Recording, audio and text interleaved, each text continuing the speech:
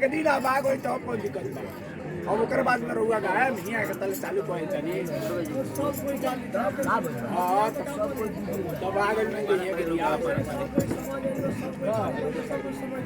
हां आप आइए ना दूगो पहले आइए ना हेलो चली भैया आज बड़ा धन्य भागवा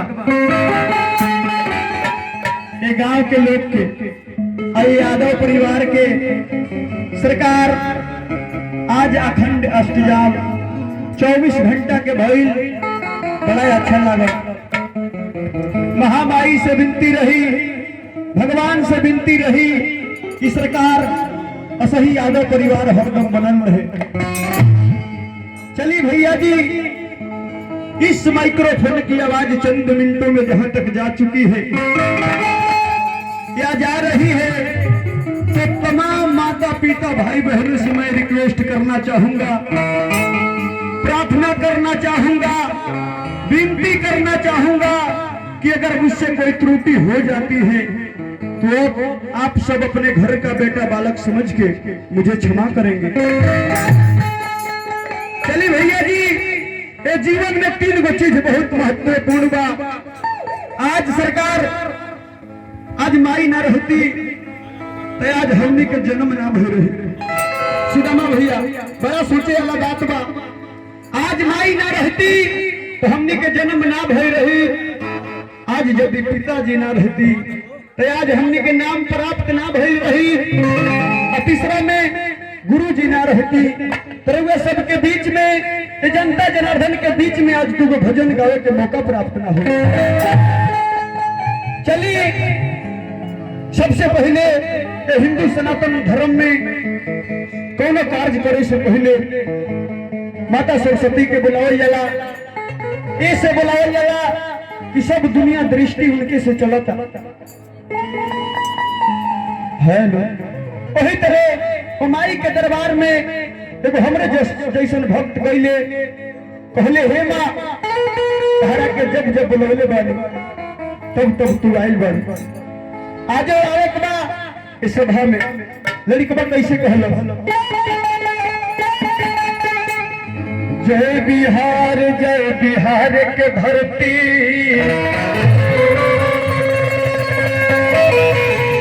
जय बिहार के धरती जय विंध्यवासिनी कृपा बनवले रही हे इंग्लिशिया के लोगवन से टूनू के व्यवहार बनवले रही कर्पूर गौरम करुणावतारम संसार सारम भुजगेंद्र हारम सदा वसंतम हृदयारविंदे भवं भवानी सहितं नमामि। लोग भगवान के पास में जाते हैं धन दौलत के वास्ते, लोग भगवान के पास में जाते हैं धन दौलत के वास्ते, लेकिन मैं सिर्फ जीता हूँ अपने वतन के वास्ते। चली भक्त गले माई के दरबार में पहले हे माँ तारा के जब जब बुलौले बानी तब तब आइल बारू। ई लड़का बुर्बक गमार बा पगला हई गावे के लूर ना आवेला, ए सभा में आ जेबू तो लड़का के अंदर क्षमता हो जाई गावे लगी। कैसे माई के बुलौलस हाथ जोड़ी पर तानी पहियान हो मैया सभा बीच आवो।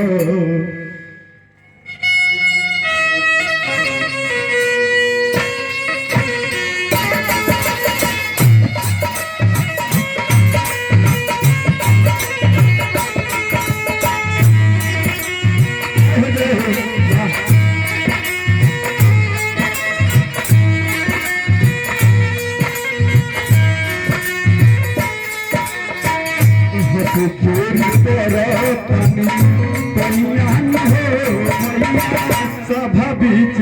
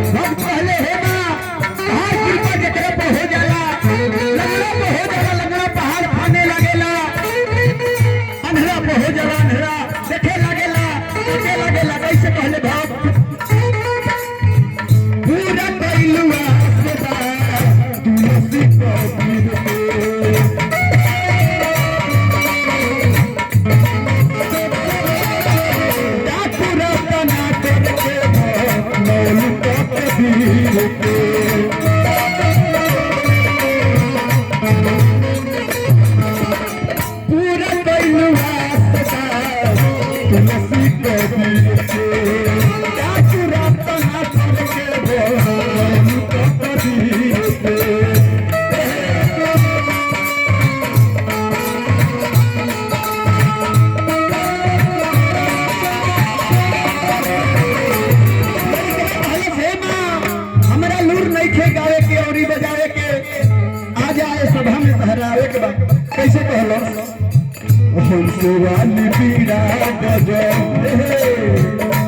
भगवान पीड़ा बजो वही आन हो मैया मेरा पार लागो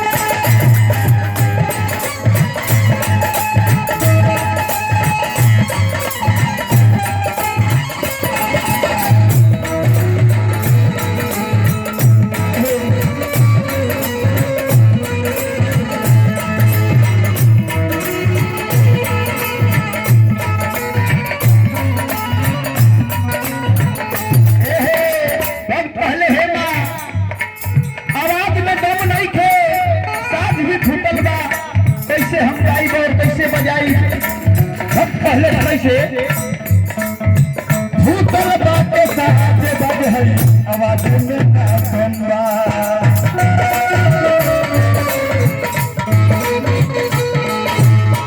भूतल बाटे साजे हईया आवाज में ना सुनवा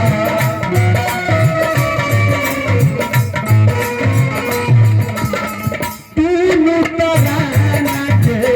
रंगे अलंबा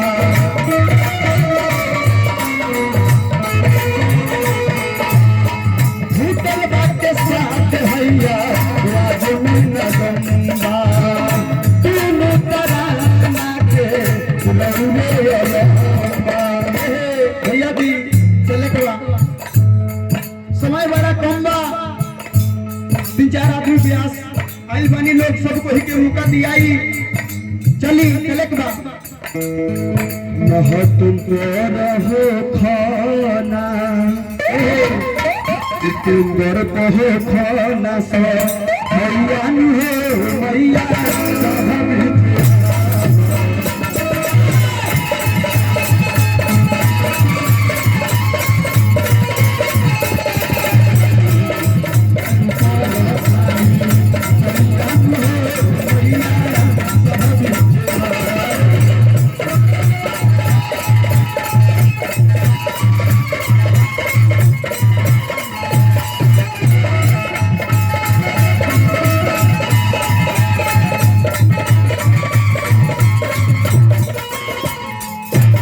चाचा जी अपन नाम बता दे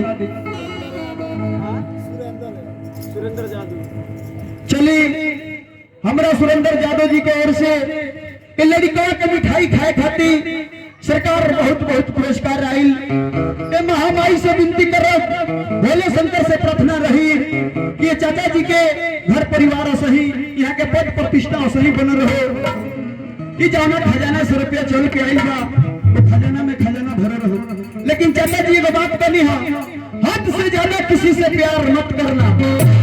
हद से ज्यादा किसी से प्यार मत करना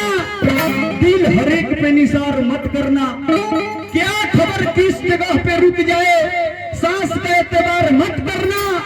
अरे आईने की नजर ना लग जाए आईने की नजर ना लग जाए तू इस तरह से श्रृंगार मत करना तीर तेरी तरफ ही आएगा तीर तेरी तरफ ही आएगा यूं हवा में शिकार मत करना अरे जिसमें डूब जाने की खतरा हो वैसे दरिया को पार मत करना चलिए ये चाचा जी के चरण में हमारे ओर से लाख लाख धन्यवाद रही हमारे मंडली की ओर से बार बार प्रणाम रही चाचा जी से कहा भेज चाचा जी अगर हमारे से गाँव में या साज से बजाय में अगर कोई त्रुटि हो जाता तो सरकार क्षमा कर जाए क्षमा मत कर जाई ऐसे कि क्षमा करे जब हर एक गलती ना होला आज रहुआ के लड़का के गर्दन हम काट दी कहीं चाचा जी हमरा के क्षमा कर दी तो क्षमा ना होला चली एक भजन मौरी गाई लय तो खैर बड़ा पुराना बा इसके और प्यार का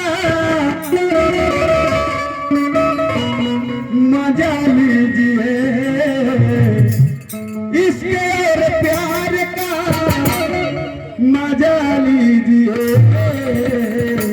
थोड़ा इंतजार का मजा लीजिए। यही लेके सहारा लेके बा सरकार ई भजन देवर सबके अच्छा लागी हमरा तीन बा। हेलो कभी कैसे लिखले बानी अपना कलम से सरकार रउआ सबके बीच